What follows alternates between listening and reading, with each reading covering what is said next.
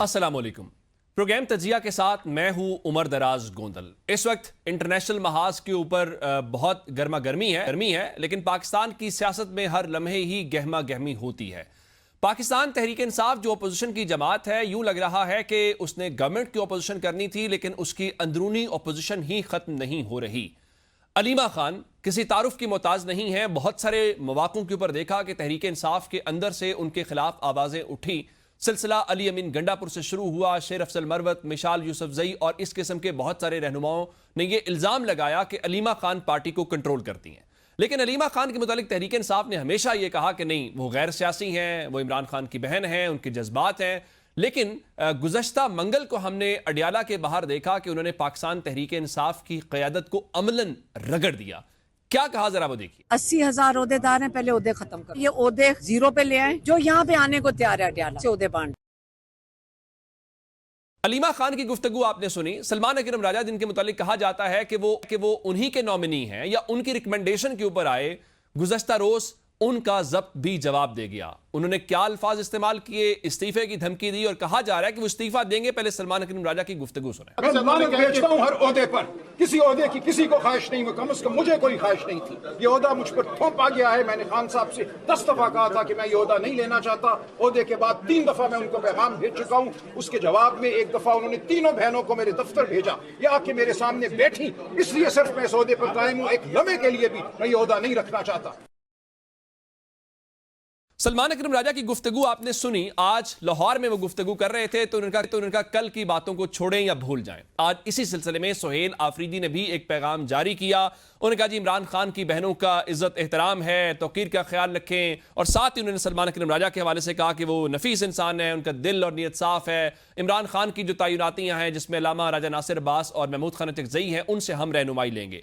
मसला यह है कि तहरीक इंसाफ की क़यादत इस वक्त किसके पास है? अगर बैरिस्टर गौहर के पास है तो अलीमा खान अडियाला के बाहर खड़े होकर कहती हैं कहां है बैरिस्टर गौहर। अगर सलमान अकरम राजा के पास है तो वो तो अब बाकायदा इस्तीफा देने और लानत भेजने तक के ऊपर आ गए हैं। या ये सिलसिला यहां से अब आगे चलता हुआ सुहेल आफरीदी तक भी पहुंचेगा, क्योंकि उनसे भी बहुत तवक्कुआत है। और सबसे हटके तहरीक इंसाफ बतौर अपोजिशन जमात अपना किरदार अदा करने में नाकाम क्यों है? इस वक्त अवामी इशूज हैं जिसमें आप देखेंगे लोड शेडिंग पाकिस्तान पूरे से इस वक्त लोगों को तंग कर रही है, लेकिन उसके बावजूद तहरीक इंसाफ कोई इस मुद्दे के ऊपर आवाज उठाती नजर उस तरह से नहीं आ रही।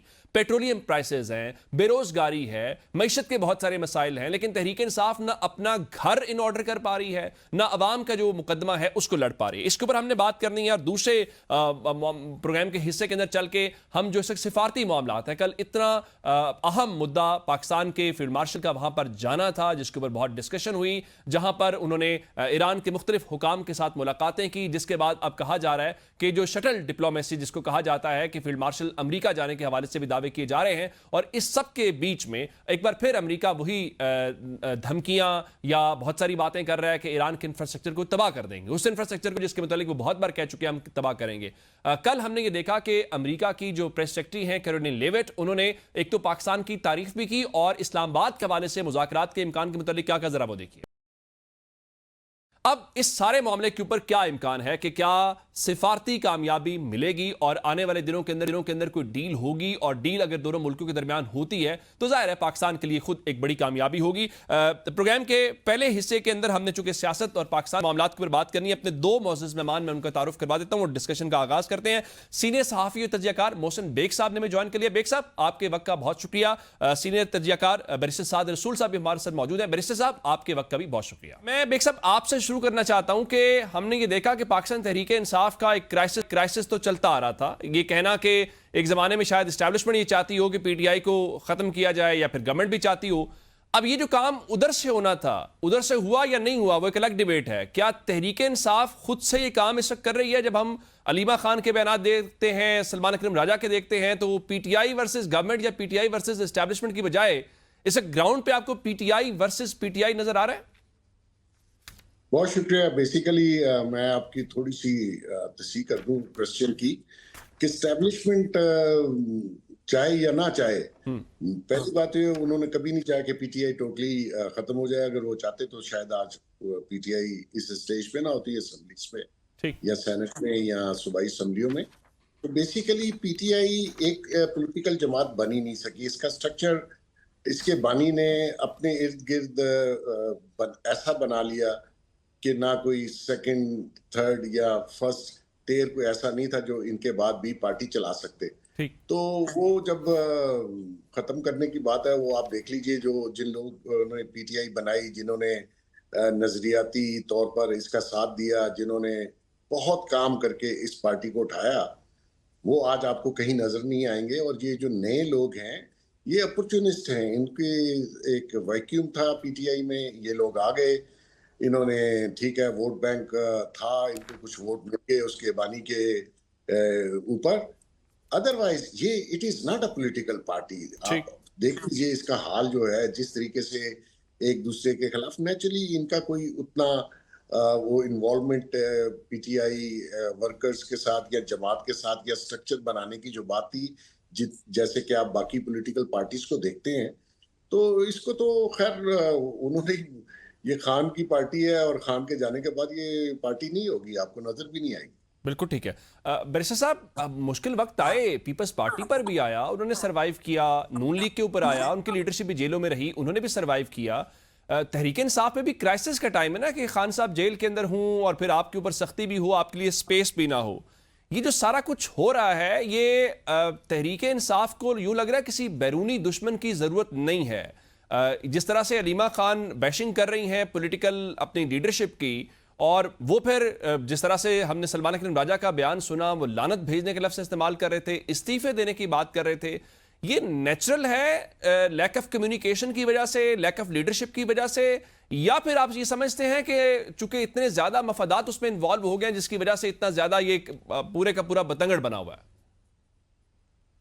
मैं for the most part Baig साहब के तज्ज़िये से एग्री करता हूँ। ये बात दुरुस्त है कि आपने जो भी बात मेंशन की कि जब भी पॉलिटिकल लीडरशिप के साथ था उसकी दीगर टीयर्स का राब्ता मुनक़ता हो जाता है या वर्कर्स का राब्ता मुनक़ता हो जाता है, तो ज़्यादा पॉसिबिलिटीज़ और इन फाइटिंग्स होती हैं। इसको तो बिल्कुल इस बात से तो एग्री करना चाहिए आपकी इस बात से।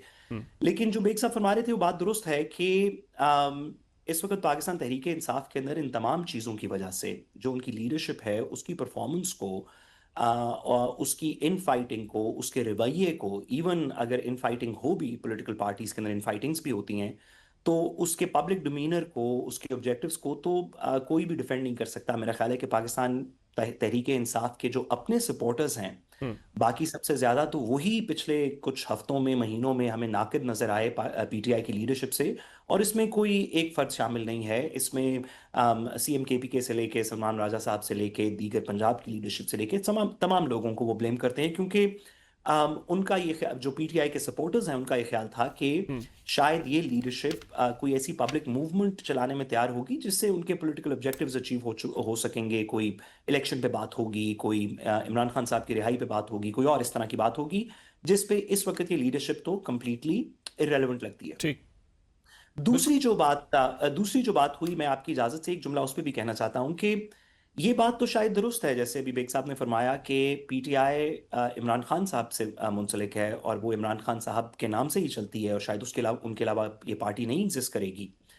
लेकिन वो लोग, वो परसेंटेज ऑफ पीपल पाकिस्तान के जो नून लीग के साथ नहीं हैं, या जिन्होंने इलेक्शन के दिन पीपल्स पार्टी को वोट नहीं दिया, या जो उसके बाद तनकीद कर रहे हैं इस निज़ाम की किसी ना किसी तरीके से, अगर पीटीआई नहीं भी होगी तो उन तमाम लोगों को कोई पॉलिटिकल वॉइस तो चाहिए होगी। नहीं, मैं इसको, इस सवाल को थोड़ा और तरह से आप दोनों अकाबरीन के होते हुए ये जानना चाहता हूं कि ये सिर्फ पीटीआई के लिए क्यों हो रहा है? नून लीग में भी तो यही कल्चर है ना, कि वहां पे भी पर्सनैलिटी बेस्ड पार्टीज है पाकिस्तान के अंदर। ये सिर्फ क्या पीटीआई का ही मसला है सिर्फ? ये बात तो दुरुस्त है कि शख्सियात के ऊपर पाकिस्तान की पॉलिटिक्स अभी नहीं, बहुत दहाइयों से मुनहसर है, मेरा ख्याल है तमाम तारीख में मुनहसर रही है।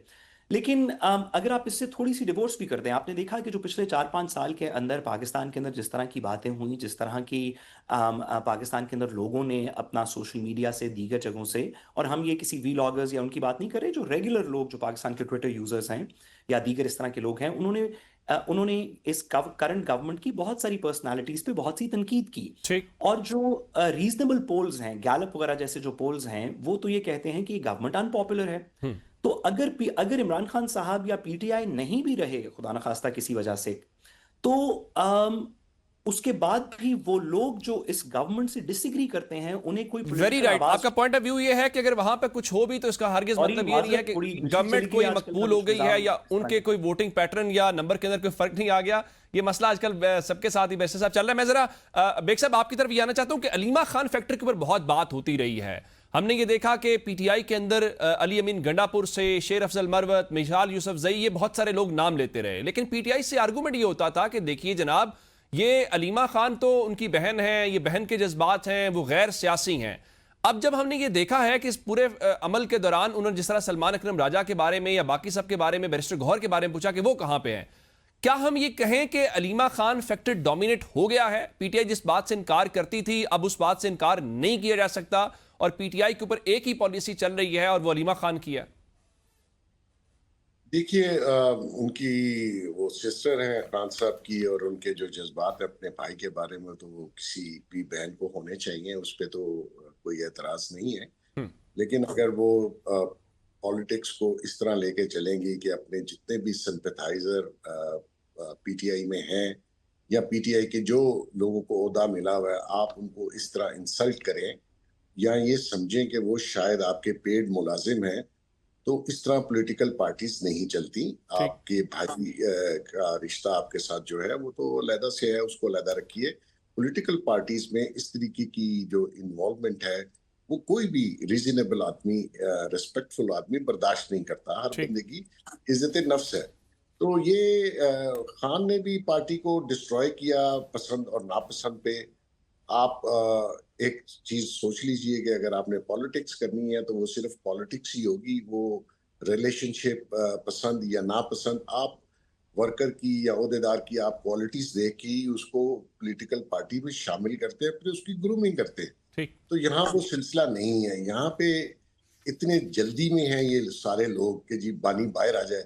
मैं बहुत अच्छे से कह रहा हूँ, बाहर नहीं आएगा। उसके जो क्रिमिनल केसेस हैं जिसमें वो सजा है या बाकी जो केसेस हैं, वो उसको अगर कोई रिलीफ मिलेगा, वो आप जलसा जुलूस करके तो या दोस्त दादली करके तो आप नहीं ले सकते सरकार से। वो तो आपको कोर्टों से रिलीफ मिलेगा। लॉ ऑफ लैंड जो है वो प्रिवेल करता है। तो इसी तरह अगर आपने ये समझना है कि जी सबको निकाल दो पार्टी से, तो आपके पास आएगा कौन और आपकी पार्टी में रहेगा कौन? बिल्कुल ठीक। बड़ी जबरदस्त डिस्कशन जारी है। मुझे ब्रेक का कहा जा रहा है, ब्रेक के बाद वापस आते हैं तो कंटिन्यू करते हैं। Welcome back. अच्छा बैरिस्टर साहब, ये जो अलीमा खान फैक्टर है इससे बहुत अरसे से तनकीद हो रही थी, फिर इवन ये कहा गया कि गंडापुर को हटाया सिर्फ इसलिए गया।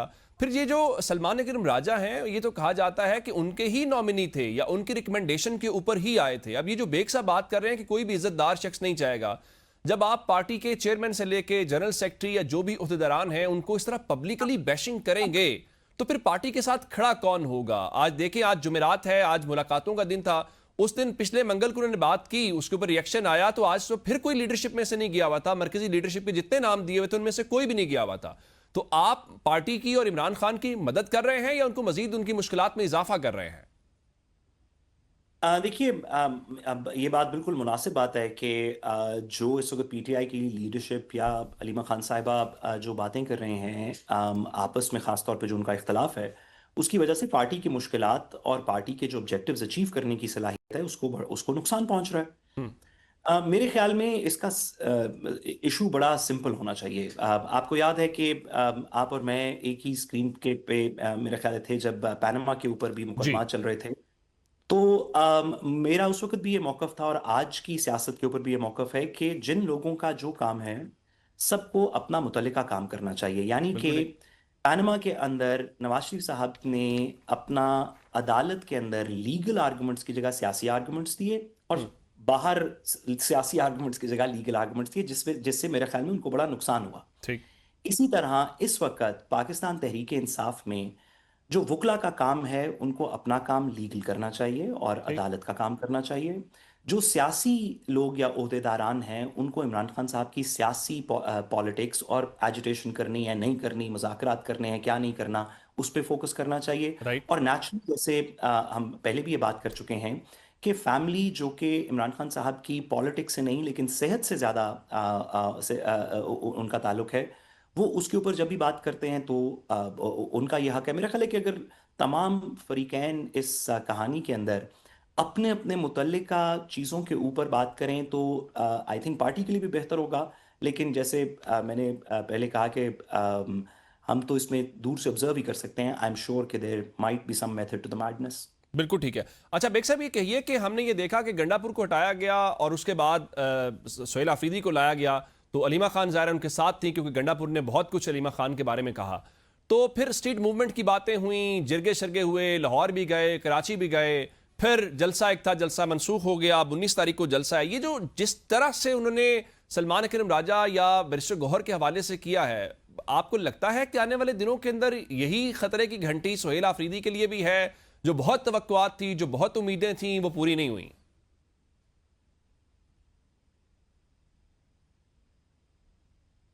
खैर मिला भी कभी नहीं अफरीदी साहब को, लेकिन मैं शुरू से एक बात कह रहा था, जब वो चेयर पे बैठेंगे, ब्रीफिंग लेंगे, लोग उनको बताएंगे, तो वो जो उनकी टोन है, मैं ये करूंगा वो करूंगा, वो बदल जाएगी। ठीक। और वो काफी हद तक आपने देखा बदल गई हुई है। यहाँ पे जो हमारे इस्लामाबाद टॉक्स थी, उसी दिन उनका जलसा भी था। जब उनको कहा गया, जो कि मैं समझता हूँ कि उन्होंने एक अच्छा जेस्चर दिखाया, उन्होंने लिया का जलसा पोस्टपोन कर दिया।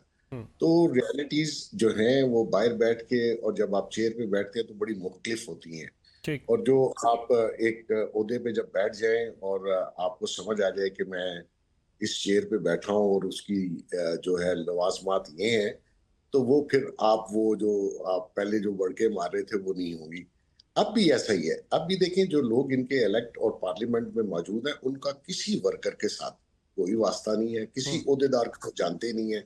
टिकट मिली, ठक करके वोट मिल गए, वो आप ना वो स्ट्रीट पे मूवमेंट जो है वो स्टैब्लिश कर पाएंगे, ना वो वर्करों को घरों से बाहर लाएंगे।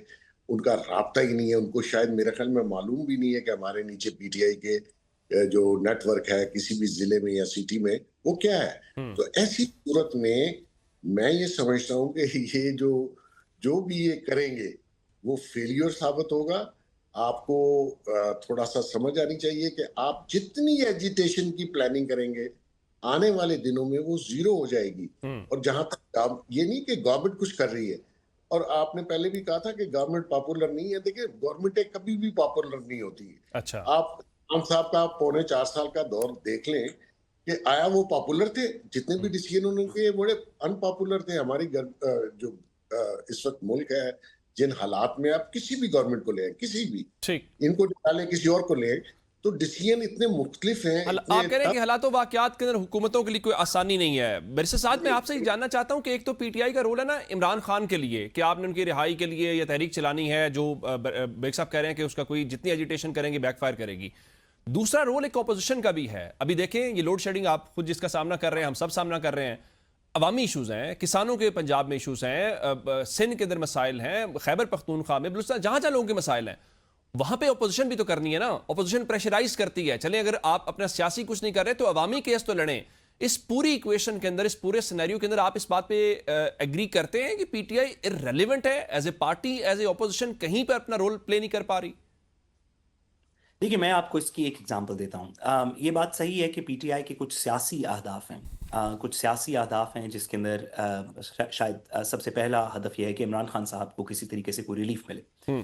लेकिन अगर हम पीटीआई को बतौर सियासी जमात की बजाय एक बिल्कुल अपोजिशन की, जिस तरह आपने बात की, रेगुलर कोई भी जमात होती तो हम कहते, या किसी भी रीजनेबल बंदे को ये बात अंडरस्टैंड करनी चाहिए कि दरमियान में कुछ दिन ऐसे आए थे, आपको याद है, जब तक हुकूमत ने वापस तेल की कीमतें कम नहीं कर दी, जब तेल की कीमत एक दिन के अंदर 150 के करीब, 158 के करीब मेरा ख्याल है कि बढ़ी थी। ठीक। ये इंक्रीज जो है, ये इमरान खान साहब के वक्त की एक टोटल प्राइस से भी ज्यादा है, जो कम से कम जो इनिशियल टर्म, जो उनके इनिशियल ईयर्स थे उस वक्त से। जब इससे बहुत कम 7 रुपए, 5 रुपए, 6 रुपए की तेल की कीमत बढ़ती थी, तो उस वक्त की ऑपोजिशन, और ये उनका क्रेडिट है कि उस वक्त की ऑपोजिशन ने उसके ऊपर छोटी मोबिलाइजेशन, बड़ी मोबिलाइजेशन, कहीं पे ज़्यादा, कहीं पे कम करके उस पर मोबिलाइजेशन की, उसकी महंगाई का एक इशू बनाया, जिसके ऊपर लोगों को सियासत से या सियासी पर्सनालिटीज से बालातर होके एक मैसेज देने की कोशिश की, जिसकी वजह से, जैसे भी बेग साहब भी फरमा रहे थे, कि इमरान खान की गवर्नमेंट अनपॉपुलर भी थी। ठीक। तो ये कैसे हो सकता है कि जब ये हुआ था तो उस वक्त आप और मैं और दीगर लोग, तो आम आदमी भी जो सड़क पे है, जो टेलीविजन पे नहीं है इस वक्त, वो भी कुरला रहा था, लेकिन किसी मेजर पॉलिटिकल बहस को पीटीआई की तरफ से शुरू नहीं किया गया। चलें, आप कोई तहरीक या कोई मार्च या ऐसे ना भी अनाउंस करें, एक जो कोई वाइट पेपर, कोई डिस्कशन, कोई प्रेस कॉन्फ्रेंस, कोई सिंपोजियम, इसी तरीके से तो आपने उन गवर्नेंस इश्यूज के ऊपर बात करनी है जो ठीक। ऑपोजिशन का काम जो कि आजकल तो बहुत ज्यादा इश्यूज हैं, इतने ज्यादा पब्लिक इंटरेस्ट इश्यूज हैं जिन पे बात हो सकती है। तो ये जो एब्सेंस है, मेरा ख्याल है कि ये लोगों को मजीद, उनके अपने सपोर्टर्स को पीटीआई के मजीद थोड़ा बिल्कुल मायूस ठीक। कर। आप सही कह रहे हैं कि वो उस हवाले से पीटीआई अपने सपोर्टर्स को भी सेटिस्फाई नहीं कर पा रही। अच्छा बेग साहब, ये कहिए कि गवर्नमेंट इस वक्त ज़ाहिरन बड़ी वो सेटिस्फाई भी है, कंफर्टेबल भी है, क्योंकि सिफारती सतह पे बहुत सारी कामयाबियां जिस पे सब खुश हैं हम। लेकिन ये जो लोड शेडिंग जैसा मसला है, महंगाई जैसा मसला है, बेरोजगारी जैसे मसले हैं, उसको ट्रांसलेट आप कैसे सिफारती कामयाबियों को लोकल सतह के ऊपर करेंगे? जब आप ये कहते हैं कोई गवर्नमेंट भी पॉपुलर नहीं होती, तो यहां तो ऑलरेडी लोगों को आप मजीद जो है वो स्क्रू कर रहे हैं। तो क्या उन सिफारती कामयाबियों को, या जो आपको एक अटेंशन मिली हुई है पाकिस्तान को, जो कि सबके लिए अच्छी बात और खुशी वाली बात है, ये गवर्नमेंट के लिए आने वाले दिनों में प्रॉब्लम नहीं होने वाली, या आपको नहीं लगता ये उसको गहरा देगी? मैं वैसे आपको मैं क्योंकि जो भी बात करता हूँ उसका कोई बैकग्राउंड जरूर होता है। लोड शेडिंग का इस वक्त जो इशू है, आपके पास इलेक्ट्रिसिटी सरप्लस होनी चाहिए, लेकिन क्योंकि क्रूड ऑयल का इशू है और उसकी जो प्राइसिंग है उसकी वजह से 4 घंटे अगर लोड शेडिंग की जाए तो उसमें अ, आपके मुल्क की बहुत सारी बचत हो सकती है। इस बेस पे मेरे ख्याल में वो लोड शेडिंग कर रहे हैं। आपने शायद गौर किया होगा, सारी स्ट्रीट लाइट्स और ये 8 बजे जो मार्केट्स और जो 10 बजे रेस्टोरेंट्स बंद करने का जो अमल इन्होंने किया, वो भी इसी वजह से किया है कि आपकी क्रूड ऑयल की प्राइस जो है वो इतनी ज्यादा फ्लक्चुएट कर रही है कि कोई आप फ्यूचर का जो भी आप ऑयल खरीदते हैं, कॉन्ट्रैक्ट करते हैं, एलसी खोलते हैं, इस वक्त सूरत हाल में वो पॉसिबल नहीं हो रही और गवर्नमेंट उसको कंट्रोल करे। एक दूसरी बात, फ्यूचर में इस इस्लामाबाद टॉक्स के बाद आप देखिएगा, you will face a new Pakistan. बहुत सारी चीजें आपकी बेहतर हो जाएंगी। गो के इस वक्त हालात आपके बिल्कुल ग्राउंड लेवल पे इतने खराब हैं। अनएम्प्लॉयमेंट गवर्नमेंट कहती है 7-8%, मैं कहता हूँ 24%। और सबसे बड़ा मसला आपकी इंडस्ट्री का रिवाइवल और अनएम्प्लॉयमेंट है। वो मेरे ख्याल में, मुझे उम्मीद भी है अल्लाह ताला शायद ऐसा ही करे, इस इस्लामाबाद टॉक्स के बाद आप एक नया पाकिस्तान देखेंगे। बिल्कुल ठीक है बेग साहब जो कह रहे हैं जी, एक नया पाकिस्तान। हमने चंद साल पहले भी ये तहरीक इंसाफ की तरफ से भी एक नया पाकिस्तान का नारा था। इसी के साथ मैं अपने दोनों मौजूद मेहमानों का, मोहसिन बेग साहब का और बैरिस्टर साद रसूल साहब का शुक्रिया अदा करूंगा। नाजरीन ने हमारे पैनलिस्ट की गुफ्तगू सुनी अहम मौज़ूआत के ऊपर। फिर ये जो सिफारती और इंटरनेशनल मामला है इसके ऊपर बात करेंगे, लेकिन एक ब्रेक के बाद। Welcome back. ईरान और अमेरिका का मामला आपके सामने है, उसके ऊपर हमने बात करनी है और पाकिस्तान के साबिक सफीर जावेद मलिक साहब को आज हमने दावत दी है। जावेद मलिक साहब, आपके वक्त का बहुत शुक्रिया। पाकिस्तान के फील्ड मार्शल कल हमने ये देखा कि ईरान पहुंचे और आज फिर उनकी गालिबाफ साहब से मुलाकात भी हुई है और इत्तलात ये भी हैं कि शायद वो अमेरिका भी जाएं। ये दौरा कल उनका जाना, फिर रात स्टे करना कितना सिग्निफिकेंट है, और रात फिर अमेरिका की जो व्हाइट हाउस की प्रेस सेक्रेटरी हैं उनका ये एतमाद के पाकिस्तान के हवाले से ही हम कम्युनिकेशन करना चाहते हैं, ये कोई आने वाले दिनों के अंदर जो ब्रेक थ्रू है वो आप एक्सपेक्ट कर रहे हैं? जी देखिए, सबसे पहले तो मैं कहूँगा कि पाकिस्तान की सफारती तारीख में एक ये सुनहरा बाब है। डेफिनेटली हमारे field marshal general Asim Munir साहब ने जिस तरह से मिलिट्री डिप्लोमेसी के ज़रिए दुनिया में अमन का एक जो है वो इनिशिएटिव लिया है, उसको दुनिया भर सराह रही है। आपने देखा कि न सिर्फ अमेरिका की, आपने जिक्र किया जो स्पोक्स पर्सन है, उन्होंने जो बात की, असल में वो प्रेसिडेंट ट्रंप को रिप्रेजेंट कर रही थी। ये जो फीलिंग्स का इजहार उन्होंने किया, वो कॉन्फिडेंस है जो प्रेसिडेंट ट्रंप को पाकिस्तान की लीडरशिप पर है, हमारे वजीर आज़म और हमारे फील्ड मार्शल पर, और ऑफकोर्स पूरी दुनिया में अगर आप देखें तो मेरी अपनी ज़ाती राय के मुताबिक, ऑफकोर्स पहले मैं मीडिया में भी रहा, उसके बाद एज ए एम्बेसडर, मैं पाकिस्तान की जो डिप्लोमेटिक एक्टिविटीज़ हैं उनको ऑब्जर्व मैं समझता हूँ कि जिस अंदाज में दुनिया भर में पाकिस्तान की पजीराई हो रही है, ये पाकिस्तान की फॉरेन ऑफिस की, हमारे वजीर खारजा की, प्राइम मिनिस्टर की और फील्ड मार्शल साहब की एक कलेक्टिव एफर्ट है जिसको हमें अप्रिशिएट करना चाहिए। आपका सवाल कि उनका वहाँ का जो विजिट है, देखिए हमारे वजीर आज़म आप जानते हैं कि सऊदी अरेबिया में है, उसके बाद कतर में भी वो तशरीफ़ लेकर गए हैं। तो पाकिस्तान के जो ताल्लुकात हैं इस खत्ते में वो बहुत अहमियत के हामिल हैं। पाकिस्तान गालिबन मेरी नज़र में एक वाहिद कंट्री है कि जिसकी बात न सिर्फ वाशिंगटन में सुनी जा रही है इस वक्त, एक अच्छी पॉलिटिकल गुडविल है वहाँ पे हमारी, बल्कि आप जानते हैं कि खलीजी ममालिक तो हमारा दूसरा घर है। यानी सऊदी अरेबिया और पाकिस्तान के दरमियान जो ताल्लुकात हैं वो सिर्फ नज़रियाती नहीं हैं बल्कि रूहानी हैं, जज्बाती हैं, सकाफती हैं, स्ट्रेटिजिक हैं, डिफेंस हैं। यानी ठीक। हम उनके साथ डिफेंस एग्रीमेंट में हैं। इसके साथ साथ मुत्तहिदा अरब अमारात हो जाए, कतर हो जाए, ओमान, कुवैत और बहरीन के साथ जो है वो हमारे लिए एक बहुत अहमियत के हामिल हैं। अगर मैं यूं कहूँ कि वो हमारी खारजा पॉलिसी का एक सतून है, हमारे रिलेशंस जो खलीजी ममालिक के साथ हैं, तो ये बिल्कुल सही होगा। बिल्कुल इसके ठीक। साथ साथ ईरान क्योंकि हमारा पड़ोसी मुल्क है, आप जानते हैं कि जो डिस्कशंस का पहला राउंड इस्लामाबाद में हुआ था उसमें जो है मेरी नज़र में तो वो एक बहुत पॉजिटिव राउंड था। कुछ लोगों ने कहा कि भाई उसका रिजल्ट नहीं निकला, लेकिन देखिए जो लोग भी सफारतकारी से वाकिफ़ हैं वो आपको ये बताएंगे कि सफारतकारी जो है वो एक प्रोसेस होती है। वो एक दिन में उसका रिजल्ट ना भी आए इसका मतलब ये नहीं होता कि हम उसको फौरन से कह दें कि वो जो है वो फेल हो गई है, खुदा न खास्ता। ये एक पहला राउंड था, दूसरा राउंड जो है उसको जावेद मलिक साहब, इसी पहले राउंड के हवाले से जानना ये चाह रहा हूं कि अब चूंकि 21 तारीख तक सीज फायर है, तो क्या हम जनाब। ये एक्सपेक्ट करें कि जो सीज फायर है वो एक्सटेंड हो जाना ही एक बड़ी कामयाबी होगा? ये जो शटल डिप्लोमेसी हम देख रहे हैं, फील्ड मार्शल साहब ईरान के अंदर हैं, प्राइम मिनिस्टर साहब जो हैं वो सऊदी अरब से कतर पहुंचे हैं, या फिर दोनों तरफ से कुछ इस किस्म की चीजें हुई, ज़ाहिर बैकडोर डिप्लोमेसी तो चल रही है, कि हम ये समझे कि नहीं अब कोई डील ही हो जाएगी या कोई अंडरस्टैंडिंग डेवलप हो जाएगी कि जो जंग है जिसको ट्रंप साहब सिग्नल भी कर रहे हैं कि वो ख़त्म करना चाहते हैं, तो अब बाकायदा कोई इस किस्म की डील के ऊपर हम कोई कंक्लूड कर सकते हैं? जी उमर साहब, मेरी नज़र में सीज़ फायर तो अल्हम्दुलिल्लाह अचीव हो चुका है और उसमें एक्सटेंशन मेरी नज़र में कोई इतना बड़ा चैलेंज नहीं होना चाहिए। असल में आपने जो दूसरे अपने सवाल का आपका जो सेगमेंट था उसमें आपने कहा कि जो एक्चुअल गोल इस वक्त है वो है लॉन्ग लास्टिंग पीस, ठीक। यानी एक ऐसा अमन जो देर पा हो। इस हवाले से मैं समझता हूं कि जो ये विजिट था हमारे field marshal general Asim Munir साहब का, वो इसी हवाले से था क्योंकि आप जानते हैं कि जब लास्ट टाइम इस्लामाबाद में फर्स्ट राउंड ऑफ टॉक्स हुए थे तो वहाँ पे जेडी वैंस की स्टेटमेंट अगर आप देखें और उसके बाद जो ट्वीट्स ईरान से आई तो आपको ये नज़र आ रहा था कि वो ये कह रहे थे कि कुछ इश्यूज ऐसे हैं, यानी जेडी वैंस के वर्ड्स हैं कि the ball is in the court of Iran. तो ईरान को उन्होंने अपनी ऑफर रख दी थी और ये वही ऑफर है जो कि आप जानते हैं, हम जानते हैं, जो भी इस चीज़ को इस सारे मामले को गौर से देख रहे हैं वो जानते हैं कि न्यूक्लियर के हवाले से जो रिजर्वेशंस हैं अमेरिका की, और बल्कि मैं ये भी कह दूं कि ये जो रिजर्वेशंस हैं कुछ लोग इसको लिंक कर देते हैं प्रेसिडेंट ट्रंप के साथ या अमेरिका के साथ, और ये कहते हैं कि प्रेसिडेंट ट्रंप जो है वो अकेले हैं। ऐसा नहीं है। आप यूरोप की किसी भी कैपिटल में चले जाएं, कोई भी गवर्नमेंट अमेरिका में हो, इवन इससे पहले वाली, तो न्यूक्लियर के हवाले से सब के अंदर हम आहंगी है कि ईरान को न्यूक्लियर मैं प्रोग्राम अगर को मुझे आप इजाजत दें तो मैं आज चूंकि उनके जो सेक्रेटरी वॉर हैं पीट हेग्स उनकी और उनके जो वहां पे जर्नैल थे, उन्होंने आज एक प्रेस कॉन्फ्रेंस भी की और वो ये कह रहे थे कि आप डील करें, अदरवाइज हम दोबारा जो है उस जंग को रिज्यूम कर सकते हैं। मेरा सवाल आपसे ये है कि एक डिप्लोमेट के तौर पे आप इसे क्या देख रहे हैं? प्रॉब्लम कहां पे है? आया स्टेट ऑफ हुर्मुज़ को रेगुलेट करना प्रॉब्लम बना हुआ है, या जिस तरफ आप इशारा कर रहे हैं कि न्यूक्लियर प्रोग्राम के ऊपर उन्हें गारंटी चाहिए, या फिर एक और भी है सिर्फ न्यूक्लियर प्रोग्राम के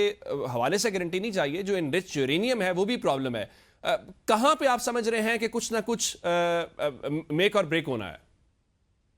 उमर साहब, अगर आप चाहें तो मैं आपको बता देता हूं जो मेरी नज़र में, क्योंकि ऑब्वियसली मेरे कुछ गुफ्तगू हुई है कुछ ऐसे दोस्तों के साथ जर्नलिज्म में जो इन्वॉल्व हैं यूएस में भी और वेस्ट में भी, तो जो इस सारे प्रोसेस को करीब से देख रहे हैं, इसके करीब भी हैं। तो देखिए 3 अहम इश्यूज हैं जो कि जिनकी वजह से अगर आप ये कहें कि तातुल है इस मज़ाकरात में, मुझे लगता है वो ओवरकम हो जाएगा। सबसे पहला तो न्यूक्लियर है। देखिए हुर्मुज़ जो है उस पर हम बाद में बात कर लेंगे, वो तो एक, क्योंकि हुर्मुज़ का जो ब्लॉकेज है वो तो जंग के बाद हुआ है, तो मैं उसको इस मेन कोर इशू नहीं समझता। मैं समझता हूं कि अगर कोर इश्यूज एड्रेस हो जाएंगे तो हुर्मुज़ तो खुलना ही है, वो तो सबके वो तो एक जंग के बाद का डेवलपमेंट है। तो जंग शुरू क्यों हुई थी, वो 3 इश्यूज हैं जो कि इन 8 या 10 पॉइंट्स में थे। पहला उसमें है न्यूक्लियर। ठीक। न्यूक्लियर के हवाले से देखिए, ये जो मौक़िफ़ है, ये अमेरिका में भी है और दुनिया भर में है कि ईरान को चाहे वो यूरेनियम की अफजाइश हो या अपने बेसिकली न्यूक्लियर प्रोग्राम को उनको कंटिन्यू नहीं करना। They have to stop their nuclear ambitions. ये उनका एक रेड लाइन है जिसको उन्हें देखना है। और दूसरी चीज़ जो है बैलिस्टिक मिसाइल प्रोग्राम, जो इसी के साथ लिंक है। अगर आप उसको यूं कह दें कि जो ऑफेंसिव पोस्चर है ईरान का, उसको कंट्रोल करने की बात हो रही है कि आप दूसरे अपने खित्ते में जो दूसरे ममालिक हैं उनको निशाना ना बनाए। आपने देखा कि अभी जब ये जंग हुई तो ईरान ने खलीजी ममालिक को निशाना बना दिया था, जिसमें सऊदी अरेबिया था, कतर था, कुवैत था। ये ऐसे ममालिक हैं कि जिन्होंने कभी किसी के साथ जंग नहीं की। उनका तो पूरे का पूरा जो गवर्नमेंट का मॉडल है वो इकोनॉमिक डेवलपमेंट पे है। वो ना जंग करना चाहते हैं, ना उनका किसी के साथ कभी कोई तनाज़ा रहा है। वो तो सिर्फ अपने, अगर आप देखें 200 से ज्यादा नेशनैलिटीज के लोग गल्फ में रहते हैं, वहां बिजनेस करते हैं, ट्रेड करते हैं, कॉमर्स करते हैं। उनका फोकस सिर्फ इकोनॉमिक डेवलपमेंट की तरफ है। वो जंग नहीं चाहते।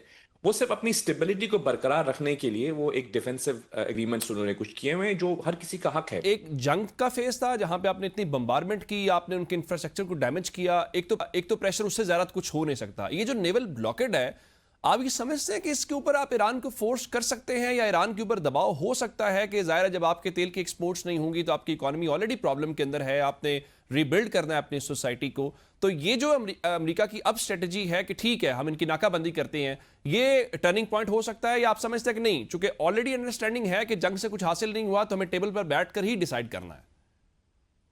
उमर भाई, आपका बहुत अच्छा सवाल है। मैं आपको ये बताऊं, देखिए जंग, आप खुद मीडिया से ताल्लुक रखते हैं, ऑफ कोर्स नैरेटिव्स की ये दौर है। देखिए जंग आज के ज़माने में सिर्फ बैटल ग्राउंड पे लड़ी नहीं जाती, वो मीडिया में भी लड़ी जाती है। उसके नैरेटिव्स की जंग भी होती है, वो एक इंफॉर्मेशन डोमेन में भी होती है। तो मैं समझता हूँ इसमें हमको ये डिस्टिंग्विश करने की ज़रूरत है कि कुछ चीज़ें ऐसी हैं जिनको हम रेट्रिक कहते हैं, ब्रवाडो कहते हैं, यानी पॉस्चरिंग होती है। आप बात कहते हैं बट इसका एक मकसद सिर्फ प्रेशर टैक्टिक के तौर पे लिया जाता है। पॉलिसी स्टेटमेंट जो है वो एक्चुअल रिप्रेजेंटेशन होती है किसी मुल्क की।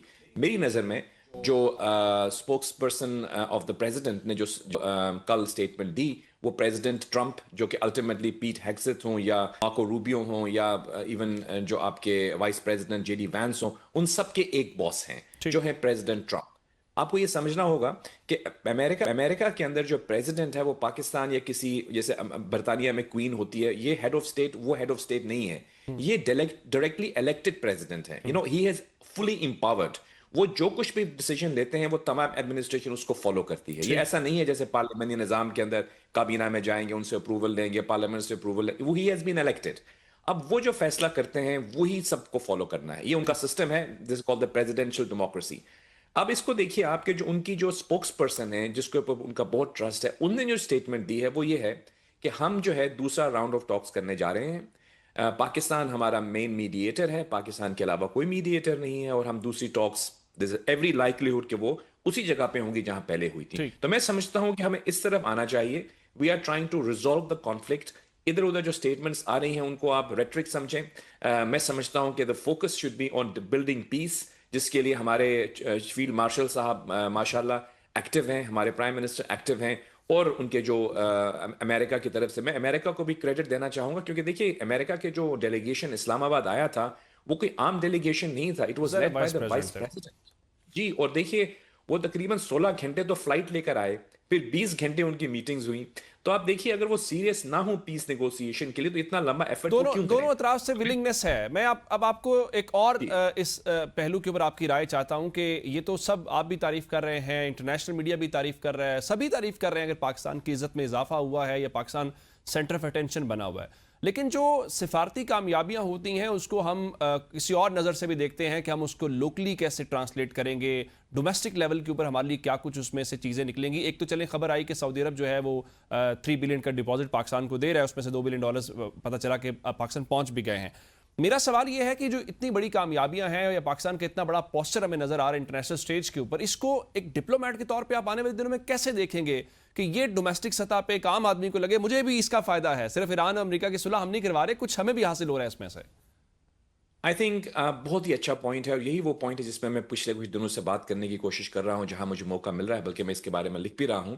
देखिए एक डिप्लोमेट के हैट को आप उतार दीजिए, आप सिर्फ एक पाकिस्तानी की हैसियत से अगर आप इस चीज़ को एनालाइज करें, ये क्यों हुआ है, ये जो पाकिस्तान की पजीराई क्यों हो रही है, ठीक है, ये इसलिए हो रही है कि मेरी नज़र में पाकिस्तान में पहली दफ़ा हम देख रहे हैं कि हमारी तमाम सोसाइटी, हमारा मीडिया, हमारी इंटेलिजेंसिया, हमारी सिविल अस्करी क़यादत, तमाम पॉलिटिकल पार्टीज एक पेज पे हैं। ठीक। वो पेज क्या है? पाकिस्तान का नेशनल इंटरेस्ट। आप जानते हैं, आप मीडिया में हैं, कि जब कभी भी हमारे मुल्क में कोई इशू होता है तो हमारे मुख्तलिफ आरा होती हैं, हमारे चैनल्स पे डिबेट्स होती हैं, कॉन्फ्लिक्टिंग व्यूज़ होते हैं, इवन पोलराइज हो जाते हैं हम लोग। लेकिन ये एक ऐसा इशू है जिसके ऊपर हम सब लोग एक पेज पे हैं। मैं ये समझता हूं कि वो जो नेशनल यूनिटी की बात हमें किताबों में पढ़ी जाती थी, वो आज हमें नजर आ रही है। वो जो एक पेज की बात हम सुनते थे, वो अब हमें उसका मजहर नजर आ रहा है। तो आपने बिल्कुल सही कहा, हमें चाहिए कि इस स्पिरिट को जिंदा रखें।